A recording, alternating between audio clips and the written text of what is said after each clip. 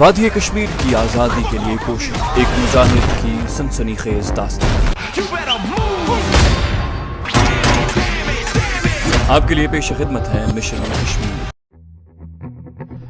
10ویں جماعت پاس کرنے کے بعد میں کالج میں داخل ہو گیا۔ والد صاحب کو بیٹی کے غم نے وقت سے پہلے بوڑھا اور کمزور کر دیا تھا۔ میں ان کی بڑی دلجوئی کرتا، مگر بیٹی کے قتل کا منظر وہ نہ بھولتے تھے، نہ میں ہی بھول سکا تھا۔ وقت گزرتا گیا، میں زیادہ تفصیل میں نہیں جاؤں گا۔ میں نے BA پاس کر لیا اور ایک کارخانے میں مجھے کلرک کی نوکری مل گئی۔ اس زمانے میں مجاہدین کشمیر کی تحریک اپنے عروج پر تھی۔ بھارت نے کشمیر میں کشمیریوں کی مرضی کے خلاف اپنی فوجیں بھیج کر وہاں قبضہ کر لیا تھا۔ بھارتی فوج بھارتی حکومت کے اشارے پر کشمیریوں پر طرح طرح کے ظلم و ستم توڑ رہی تھی۔ کشمیری مجاہدین پر بے پناہ تشدد کیا جا رہا تھا، عورتوں کو اغوا کیا جاتا، حریت پرست کشمیریوں کو گولیوں کا نشانہ بنا کر انہیں شہید کیا جا رہا تھا۔ والد صاحب یہ سب کچھ اخباروں میں پڑھتے تو ان کا چہرہ شعلے کی طرح تمتمانے لگتا۔ وہ بہت کمزور ہو گئے تھے، مگر مسلمان کشمیری مجاہدین پر انڈین فوجیوں کے ظلم و ستم کی خبریں پڑھ کر وہ سینے پر ہاتھ مار کر کہتے، مرنے سے پہلے میں جہاد کشمیر میں ضرور حصہ لوں گا۔ اے خدا، مجھے اتنی طاقت عطا فرما کہ میں مقبوضہ کشمیر میں جا کر مجاہدوں کی شانہ بشانہ کافروں کے خلاف جہاد کروں۔ ایک رات وہ دکان بند کر کے گھر آئے تو ان کی طبیعت ٹھیک نہیں تھی۔ میں نے کہا، میاں جی میں ڈاکٹر کو بلاتا ہوں۔ والد صاحب نے میرے بازو سے پکڑ کر مجھے بٹھایا اور کمزور آواز میں کہا، اب اس کی ضرورت نہیں۔ سردیوں کی رات تھی، گھر میں نوکرانی ہوتی تھی جو گھر کی صفائی وغیرہ کے علاوہ کھانا بھی تیار کر دیتی تھی۔ والد صاحب چارپائی پر لحاف اوڑھ کر لیٹ گئے۔ میں ان کے لیے چاول تھالی میں ڈال کر لایا تو انہوں نے ہاتھ کے اشارے سے چاول واپس لے جانے کو کہا۔ میں دوسری چارپائی پر لیٹ گیا۔ کچھ دیر بعد مجھے نیند آ گئی اور میں سو گیا۔ آدھی رات گزر چکی تھی کہ اچانک میری آنکھ کھل گئی۔ والد صاحب مجھے آواز دے رہے تھے۔ میں جلدی سے اٹھ کر ان کے پاس چلا گیا۔ ان کا کمزور چہرہ زرد پڑ گیا تھا، ایسا لگتا تھا جیسے بدن میں خون بالکل نہیں ہے۔ میں گھبرا سا گیا۔ والد صاحب نے آہستہ سے کہا، میں کلثوم کو نہ بچا سکا، مجھے اس کا بڑا غم ہے۔ میں نے ان کا کمزور ٹھنڈا ہاتھ اپنے ہاتھوں میں لے کر کہا، میاں جی اللہ کو یہی منظور تھا، آپ غم نہ کیا کریں۔ والد صاحب نے جیسے میری بات بالکل نہ سنی تھی، انہوں نے اپنا ہاتھ میرے ہاتھ سے چھڑا کر میرا بازو پکڑ لیا۔ ان کے ہاتھ کی گرفت حیرت انگیز طور پر بڑی سخت تھی۔ انہوں نے میری طرف دیکھا اور کہا، ایک دن تمہیں بھی مرنا ہے، مگر میری طرح بستر پر لیٹے لیٹے مت مرنا، کشمیر کے جہاد میں کافروں سے لڑتے لڑتے شہید ہونا، مجھے دفن کرنے کے بعد امرتسر جانا۔ والد صاحب نے فتح شاہ بخاری کے مزار کے متولی کا نام لے کر مجھے ہدایت کی کہ میں مزار کے شاہ جی سے جا کر ملوں، وہ مجھے جہاد کشمیر کے میدان جنگ میں پہنچا دے گا۔ والد صاحب نے میرے بازو کو اپنی گرفت میں مضبوط کرتے ہوئے کہا، جب مقبوضہ کشمیر آزاد ہو جائے تو میری قبر پر آ کر مجھے یہ خبر ضرور سنانا، مجھ سے وعدہ کرو۔ میں نے کہا، میاں جی میں وعدہ کرتا ہوں۔ والد صاحب کے چہرے پر ایک چمک سی آ گئی۔ انہوں نے میرا بازو چھوڑ دیا اور آہستہ سے بولے، جس کھیت میں میں اپنی بیٹی کی لاش چھوڑ آیا وہاں جا کر فاتحہ پڑھنا اور اونچی آواز میں کہنا کہ کلثوم اپنے باپ کو معاف کر دینا، وہ تجھے دشمنوں کی زمین پر بے گور و کفن چھوڑ آیا، وعدہ کرو۔ میری آنکھوں میں آنسو تھے۔ میں نے میاں جی کا ٹھنڈا ہاتھ اپنے ہاتھوں میں لے کر کہا، میں وعدہ کرتا ہوں میاں جی، وعدہ کرتا ہوں۔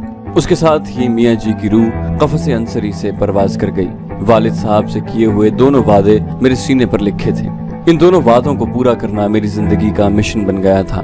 یہی وہ مشن تھا جس کو لے کر میں بھارت میں داخل ہوا تھا۔ چھوٹی بہن پاکستان کے نام پر، اسلام کے نام پر شہید ہوئی تھی، وہاں فاتحہ پڑھ کر اس کی روح کو ثواب پہنچانا، میاں جی کا پیغام اس کی روح کو پہنچانا اور اپنی زندگی جہاد کشمیر کے لیے وقف کرنا، یہ ساری باتیں یہاں تو میں نے پوری تفصیل سے لکھی ہیں، لیکن اس رات فتح شاہ بخاری کے مزار کی کوٹھری میں سید صاحب کے چھوٹے بھائی کو میں نے مختصراً بیان کی اور اس شخص کا نام لیا جس کے پاس میرے والد صاحب نے کہا تھا مزار کا متولی بڑے شاہ جی مجھے پہنچا دیں گے۔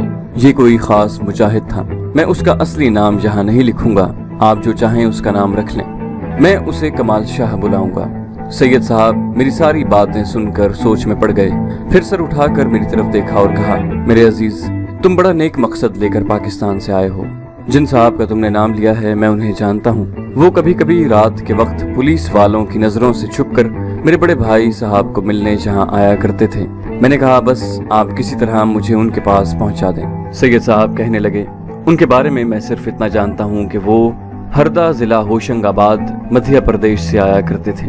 ان کے بارے میں میرے بڑے بھائی صاحب نے مجھے بتایا تھا کہ وہ زبردست مجاہد اور تربیت یافتہ کمانڈو ہیں، بھارتی فوج کی کمانڈو فورس میں ہوا کرتے تھے۔ وہاں سے ریلیز ہونے کے بعد اب ہردا ضلع ہوشنگ آباد کے کسی قریبی جنگل میں رہتے ہیں۔ وہ کیا کرتے ہیں اس بارے میں بڑے شاہ صاحب نے مجھے کچھ نہیں بتایا تھا۔ اب یہ بات میری سمجھ میں آنے لگی تھی کہ والد صاحب مجھے اس مجاہد اور تربیت یافتہ کمانڈو کے پاس کیوں بھجوا رہے تھے۔ جہاد کشمیر میں شریک ہو کر شہید ہونا کوئی مشکل کام نہیں تھا۔ آپ فائرنگ کرتے ہوئے بھارتی فوج کی کسی پوسٹ کے سامنے آ کر کھڑے ہو جائیں، آپ کی فائرنگ سے کوئی دشمن مرے یا نہ مرے، دشمن کی گولی آپ کو آ کر لگے گی اور آپ اسی وقت شہید ہو جائیں گے۔ آپ کی شہادت میں کسی کو ذرا بھی شک نہیں ہوگا، لیکن اس شہادت کا آزادی کشمیر کی تحریک کو کوئی فائدہ نہیں پہنچے گا۔ وہ شہادت تحریک کے لیے بے حد مفید ہوتی ہے جو دشمن کو کسی فوجی آپریشن کے بعد زبردست اور دور رس نقصان پہنچانے کے بعد حاصل کی جائے۔ دشمن کو ایسا نقصان میں کمانڈو بن کر ہی پہنچا سکتا تھا، اور اگر خدا نے میری قسمت میں شہادت کی سعادت لکھی ہوئی ہے تو میں یہ شہادت کمانڈو آپریشن کے ساتھ دشمن کو ناقابل تلافی نقصان پہنچانے کے بعد ہی حاصل کر سکتا تھا۔ والد صاحب یہی چاہتے تھے کہ میں جہاد کشمیر میں شامل ہونے سے پہلے کمانڈو کی پوری تربیت حاصل کروں۔ اس مقصد کے لیے انہوں نے کمال شاہ کو منتخب کیا تھا، جو مجھے مزار کے متولی سید صاحب کے توسط سے ہی مل سکتے تھے۔ اب جب چھوٹے سید صاحب نے مجھے بتایا کہ کمانڈو کمال شاہ بھارت کے صوبہ مدھیہ پردیش کے ہردا ضلع میں کسی جنگل میں رہتے ہیں تو صورتحال میرے لیے مزید پیچیدہ ہو گئی تھی۔ میں نے سوائے امرتسر مجیٹھ کے علاقے کے ہندوستان کا اور کوئی علاقہ دیکھا ہی نہیں تھا۔ مجھے کچھ معلوم نہیں تھا کہ مدھیہ پردیش کس بلا کا نام ہے اور ہردا نام کا جنگل کہاں ہے، مگر میں نے کمانڈو کمال شاہ صاحب کے پاس جانے کا دل میں فیصلہ کر لیا تھا۔ یہ میرے والد صاحب کی آخری خواہش بھی تھی، اور میں بھی کمانڈو بن کر کافروں سے اپنی چھوٹی بہن کے خون کا بدلہ لینا چاہتا تھا۔ اور اب تو ہر وہ لڑکی جو مقبوضہ کشمیر میں کافروں کے ظلم و ستم اور تشدد سے شہید ہوتی تھی وہ مجھے اپنی بہن کلثوم ہی لگنے لگتی تھی۔ میں نے سید صاحب سے کہا، میں کمال شاہ صاحب کے پاس جانا چاہتا ہوں، مجھے بتائیے کہ میں ان کے پاس کیسے پہنچ سکتا ہوں۔ سید صاحب نے باہر کوئی آہٹ محسوس کی ہوگی، انہوں نے مجھے چپ ہو جانے کا اشارہ کیا اور جلدی سے اٹھ کر دروازے کے پاس گئے اور کسی سوراخ میں سے باہر دیکھا، پھر پیچھے ہٹے اور مجھے کہا، برخوردار اس وقت رات کافی گزر چکی ہے، تم یہیں سو جاؤ، صبح میں خود تمہارے پاس آؤں گا، تم میرے آنے سے پہلے باہر نہ نکلنا۔ سید صاحب چلے گئے۔ بند کوٹری میں حبس اور گرمی ضرور تھی، یہاں پنکھا نہیں تھا، مگر چونکہ ابھی گرمی کا موسم باقاعدہ شروع نہیں ہوا تھا اس لیے کوٹری کے تھوڑے سے حبس اور گرمی نے مجھے زیادہ دیر تک تنگ نہ کیا اور مجھے نیند آ گئی۔ صبح مجھے سید صاحب نے ہی آ کر جگایا۔ میرا لباس ابھی تک سوائے سبز ٹوپی اور ملنگوں والا ہی تھا۔ وہ اپنے ساتھ میرے اتارے ہوئے کپڑے یعنی جینز، پتلون، جیکٹ اور جاگر شوز بھی لائے تھے۔ انہوں نے میرے کپڑے ایک طرف رکھ دیے اور کہا، میرے ساتھ آ جاؤ، ہم ناشتے پر بات کریں گے۔ میں کوٹری سے نکل کر کھلی فضا میں آیا تو بڑا اچھا لگا۔ دن کافی نکل چکا تھا۔ سید صاحب مجھے ایک دوسری کوٹری میں لے آئے جس کا فرش پکا اور چھت بھی اونچی تھی۔ اندر ایک پلنگ بچھا تھا، 2-3 کرسیاں اور چھوٹی تپائی بھی تھی، جہاں میں نے ان کے ساتھ حلوے پوڑی کا ناشتہ کیا۔ ناشتے پر وہ ہندوستان میں مسلمانوں کی حالت زار کی باتیں کرنے لگے۔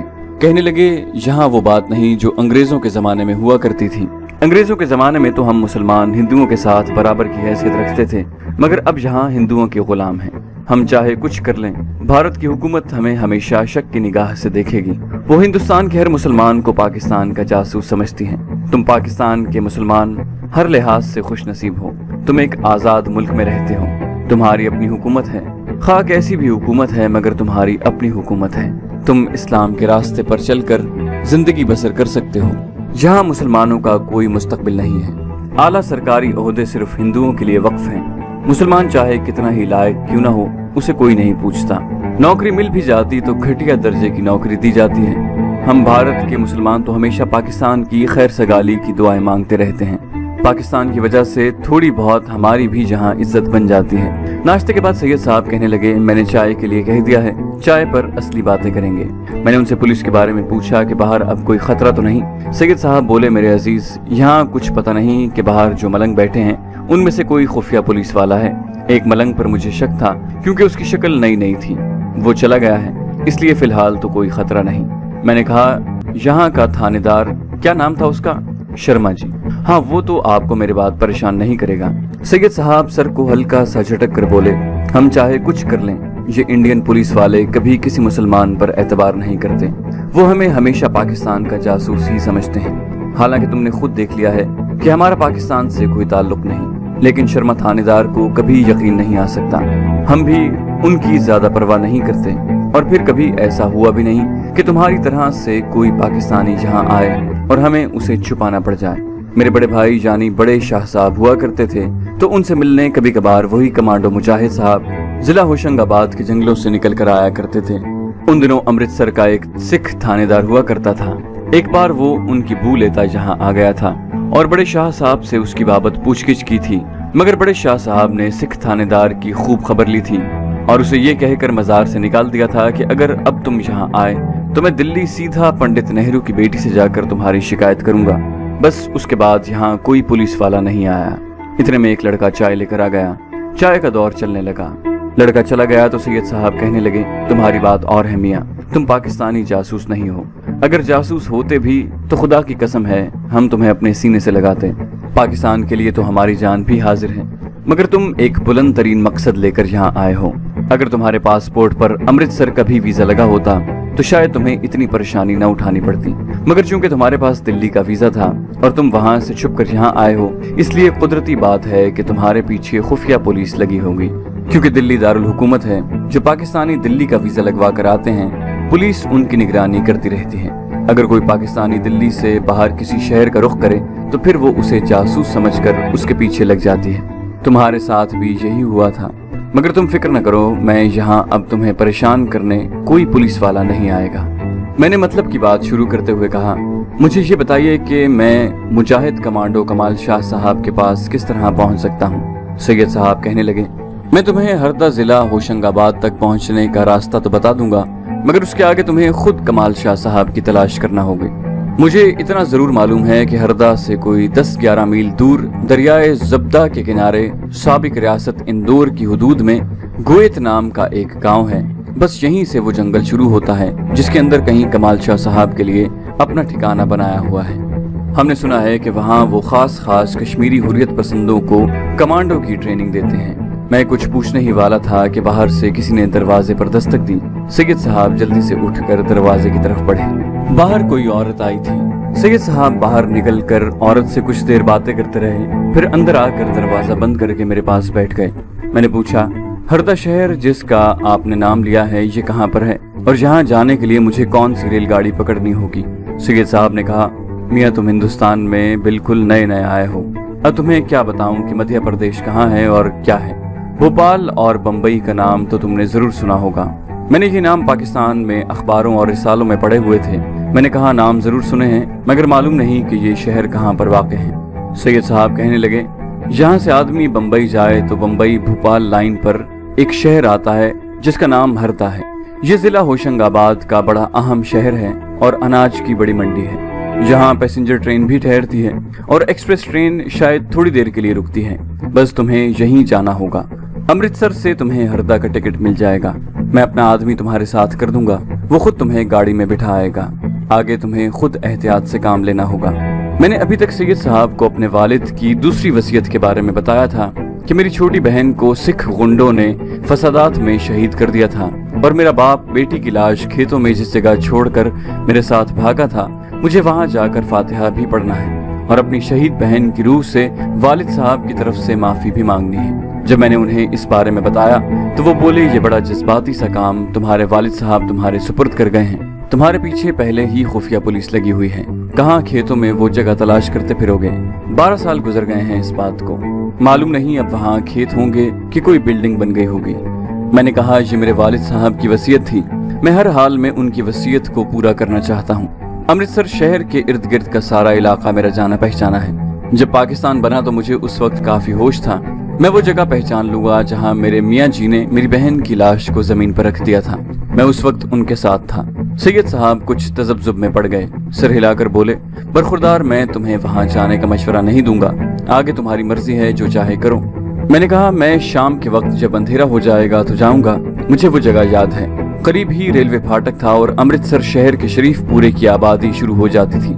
सैयद साहब कहने लगे, अब शरीफपुरे का नाम सिखों ने सिंहपुरा रख दिया है। ठीक है, अगर तुमने इरादा कर ही लिया है तो फिर आज शाम को वहाँ चले जाना, लेकिन एक बात का तुम्हें मुझे यकीन दिलाना होगा। फरमाइए, मैंने पूछा। सैयद साहब ने कहा, अगर खुदा न करे तुम्हें पुलिस ने पकड़ लिया तो पूछगिछ के वक्त हमारा नाम न लेना। मैंने कहा, आप यकीन रखें, पुलिस मुझ पर कैसा भी तशद्दुद क्यों न करे, मेरी जबान पर आपका नाम नहीं आएगा। सैयद साहब का चेहरा बता रहा था कि उन्हें मेरी बात पर यकीन नहीं आया।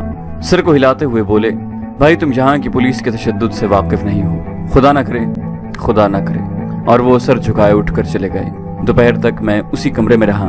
फिर सैयद साहब आ गए। कहने लगे, जितना कुछ मैंने अपने तौर पर पता कराया है उससे तो यही जाहिर होता है कि अमृतसर पुलिस को यकीन हो गया है कि तुम अमृतसर से निकल चुके हो। अब ऐसा है कि मैं चाहता हूँ ये काम तुम आज शाम ही कर लो, मगर तुम्हारा अकेले ही जाना बेहतर होगा। मैं सूरज गुरूब होने तक वहीं इसी कमरे में रहा। जब सूरज डूब गया और शाम का हल्का हल्का अंधेरा फैलने लगा तो मैं सैयद साहब को बताकर मजार से निकल खड़ा हुआ। मैं जीन्स और जैकेट वाले लिबास में ही था। मजार वाले मैदान को पार करने के बाद मैं गंदे नाले के साथ साथ चलने लगा। मुझे मालूम था कि ये नाला आगे की तरफ जाता है। इस नाले ने मुझे जीटी रोड पर पहुंचा दिया। अभी इतना अंधेरा नहीं हुआ था, सड़कों पर ट्रैफिक जारी थी। मैं जीटी रोड पर राम तलाई तक चलता गया। यहाँ से मैं बाएं जानिब रेलवे फाटक की तरफ हो गया। मेरे अंदाजे के मुताबिक कोई खुफिया पुलिस वाला मेरा ताक़ुब नहीं कर रहा था। रेलवे फाटक पर आकर मैंने सामने की जानिब देखा, जिधर आगे जाकर मुजेठ जाने वाली रेलवे लाइन जाती थी। यहाँ खेतों की एक तिकोन सी बनी हुई थी। हैरत की बात है कि यहाँ अभी तक खेत ही थे, कोई नई बस्ती नहीं थी। मैं यादाश्त के सहारे इन खेतों में आ गया। चलते चलते उस मकाम पर पहुंचा जहाँ से मेरे बाप ने मुझे और मेरी छोटी बहन कुलसुम का बाजू पकड़कर रेलवे लाइन पार की थी। आगे जो छोटी सी कच्ची मस्जिद हुआ करती थी वो अब वहाँ नहीं थी। अमरूदों के बाग भी वैसे के वैसे ही थे। आगे वो खेत आ गए जहाँ मेरा बाप हमें लेकर भागा था और सामने से एक घुड़सवार सिख घोड़ा दौड़ाता आया और उसने मेरी बहन की गर्दन पर तलवार का वार किया। यहाँ से मेरा बाप मेरी जख्मी बहन को उठाकर खेतों में भागता हुआ चला गया। मैं रोता हुआ उसके साथ साथ भाग रहा था। मैं एक जगह रुक गया। मैं अपने जहन पर जोर डालकर सोचने लगा कि क्या ये वही जगह है जहाँ मेरी प्यारी बहन की लाश हम छोड़ गए थे। पूरा यकीन नहीं आ रहा था।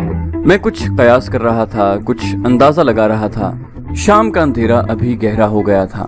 खेतों पर रात के अव्वलीन अंधेरे की चादर सी फैलने लगी थी। अचानक मुझे चंबेली के फूलों की सी महक आई। मैंने कोई ख्याल न किया। मैंने सोचा हो सकता है इधर उधर किसी खेत में चंबेली लगी हो और उसके फूलों की खुशबू हवा के साथ इधर आ गई हो। मैंने दूसरे खेत में जाने के लिए कदम उठाए तो चंबेली की खुशबू तेज हो गई।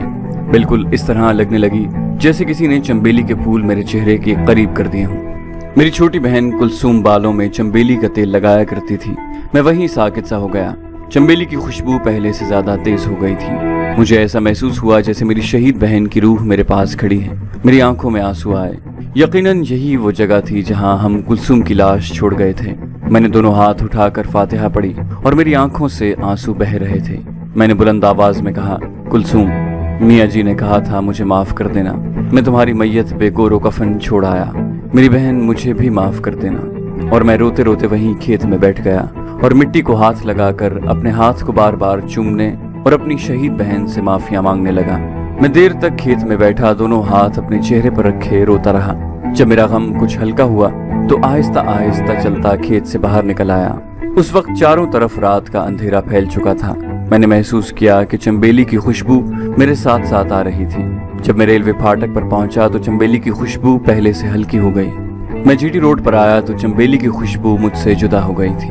अपनी शहीद बहन को याद करके मेरी आंखों में एक बार फिर आंसू आ गए। मैंने रुक कर पीछे देखा।